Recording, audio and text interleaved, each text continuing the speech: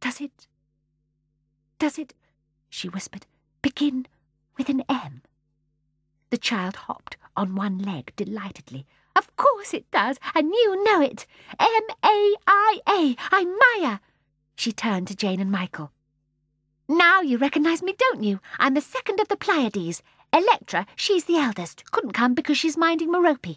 Merope's the baby, and the other 5 of us come in between, all girls. Our mother was very disappointed at first not to have a boy, but now she doesn't mind. The child danced a few steps and burst out again in her excited little voice. Oh, Jane, oh, Michael, I've often watched you from the sky, and now I'm actually talking to you. There is nothing about you I don't know. Michael doesn't like having his hair brushed, and Jane has a thrush's egg in a jam jar on the mantelpiece.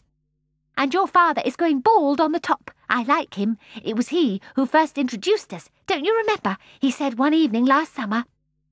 Look, there are the Pleiades, 7 stars altogether, the smallest in the sky, but there is one of them you can't see.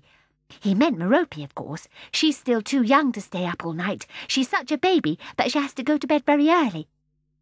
Some of them up there call us the Little Sisters, and sometimes we're called the 7 Doves, but Orion calls us you girls and takes us hunting with him. But what are you doing here? Demanded Michael, still very surprised. Maia laughed. Ask Mary Poppins. I am sure she knows. Tell us, Mary Poppins, said Jane. Well, said Mary Poppins snappily, I suppose you 2 aren't the only ones in the world that want to go shopping at Christmas. That's it, squealed Maia delightedly. She's quite right. I've come down to buy toys for them all. We can't get away very often, you know, because we're so busy making and storing up the spring rains. That's the special job of the Pleiades. However, we drew lots, and I won. Wasn't it lucky? She hugged herself happily. Now, come on. I can't stay very long, and you must come back and help me choose. And dancing about them, running now to one and now to another, she shepherded them back to the toy department. As they went, the crowds of shoppers stood and stared at them and dropped their parcels with astonishment. So cold for her. What can her parents be thinking of? Said the mothers, with voices that were suddenly soft and gentle. I mean to say, said the fathers, it shouldn't be allowed. Must write to the Times about it. And their voices were unnaturally gruff and gritty. The shop-walkers behaved curiously too. As the little group passed, they bowed to Maia as though she were a queen. But none of them, not Jane, nor Michael, nor Mary Poppins, nor Maia, noticed nor heard anything extraordinary. They were too busy with their own extraordinary adventure. Here we are, said Maia as she pranced into the toy department. Now, what shall we choose? An assistant, with a start, bowed respectfully as soon as he saw her. I want something for each of my sisters, 6 of them. You must help me, please, said Maia, smiling at him. Certainly, madam, said the assistant agreeably. First, my eldest sister, said Maia. She's very domestic. What about that little stove with the silver saucepans? Yes, and that striped broom. We're so troubled with stardust, and she will love having that to sweep it up with. The assistant began wrapping the things in coloured paper. Now for Tegete. She likes dancing. Don't you think Jane's skipping rope would be just the thing for her? You'll tie them carefully, won't you? She said to the assistant. I have a long way to go. She fluttered on among the toys, never standing still for a moment, but walking with a light, quick silver step, as though she were still twinkling in the sky. Mary Poppins and Jane and Michael could not take their eyes off her as she flickered from one of them to another, asking their advice. Then there's Alcyone. She's difficult. She's so quiet and thoughtful and never seems to want anything. A book, do you think, Mary Poppins? What is this family? The Swiss Robinsons. I think she would like that, and if she doesn't, she can look at the pictures. Wrap it up. She handed the book to the assistant. I know what Solano wants, she went on. A hoop. She can bowl it across the sky in the daytime and make a circle of it to spin about her at night. She'll love that red and blue one. The assistant bowed again and began to wrap up the hoop. Now, there are only the 2 little ones left. Michael, what would you advise for Sterope? What about, top?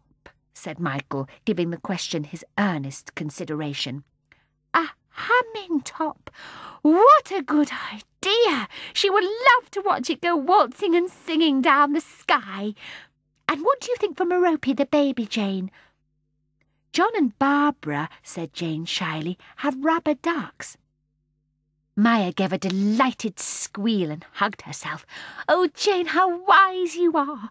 I should never have thought of that. A rubber duck for Merope, please. A blue one with yellow eyes. The assistant tied up the parcels while Maia ran round him, pushing at the paper, giving a tug to the string to make sure that it was firmly knotted. That's right, she said. You see, I mustn't drop anything. Michael, who had been staring steadily at her ever since she first appeared, turned and said in a loud whisper to Mary Poppins, "But she has no purse. Who will pay for the toys?" "None of your business," snapped Mary Poppins, "and it's rude to whisper." But she began to fumble busily in her pocket. "What did you say?" demanded Maia with round, surprised eyes. "Pay? Nobody will pay. There is nothing to pay, is there?" She turned her shining gaze upon the assistant. "Nothing at all, madam," he assured her as he put the parcels into her arms and bowed again. "I thought not. You see," she said, turning to Michael, "the whole point of Christmas is that things should be given away, isn't it? Besides, what could I pay with? We have no money up there." And she laughed at the mere suggestion of such a thing. "Now we must go," she went on, taking Michael's arm. "We must all go home. It's very late, and I heard your mother telling you that you must be home in time for tea. Besides, I must get back too. Come." And drawing Michael and Jane and Mary Poppins after her, she led the way through the shop and out by the spinning door. Outside the entrance, Jane suddenly said, "But there's no present for her. She's bought something for all the others and nothing for herself. Maia has no Christmas present." And she began to search hurriedly through the parcels she was carrying to see what she could spare for Maia. Mary Poppins gave a quick glance into the window beside her. She saw herself shining back at her, very smart, very interesting, her hat on straight, her coat nicely pressed, and her new gloves just completing the whole effect. "You be quiet," she said to Jane in her snappiest voice. At the same time, she whipped off her new gloves and thrust one onto each of Maia's hands.